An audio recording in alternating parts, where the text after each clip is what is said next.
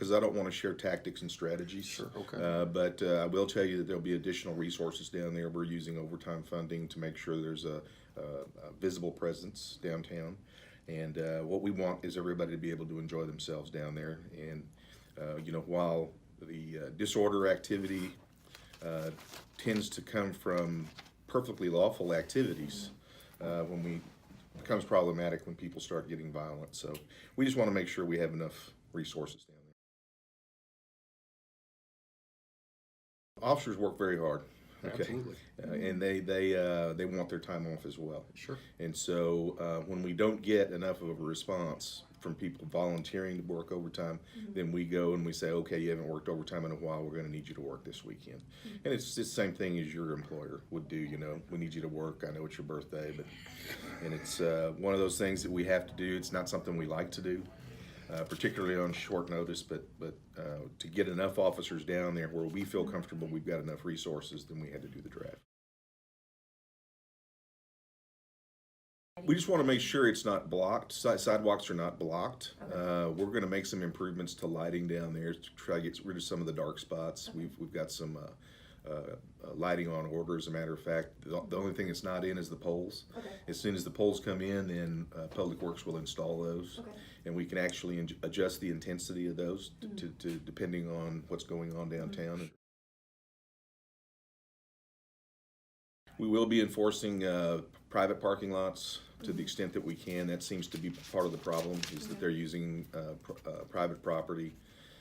So we've approached our stakeholders downtown, and when we get their permission, then we can trespass people from those properties so that we don't have large crowds gathering. And people get the impression that there's just all the time shoot 'em ups downtown. It's just not that way. Okay. We have no problem with people coming down and gathering and enjoying each other, and even the tailgating part is not a problem until you get one knucklehead that decides to act out. So we want downtown area to be welcoming to everyone, and to that regard, we're going to provide the resources that we think are necessary to maintain the peace and tranquility down there. Missouri is a concealed carry state, so anybody that can lawfully carry a gun, that puts more of them out there, I think.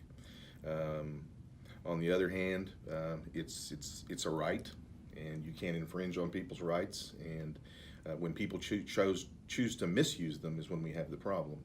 And when people mix alcohol and they happen to be carrying a gun, that's problematic. But as far as addressing violence issues, it's very, very difficult to see what's in somebody's mind or in their heart.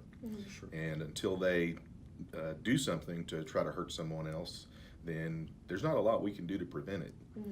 We can go out and we can be proactive when we know people are felons and things like that are carrying, and take enforcement action that way.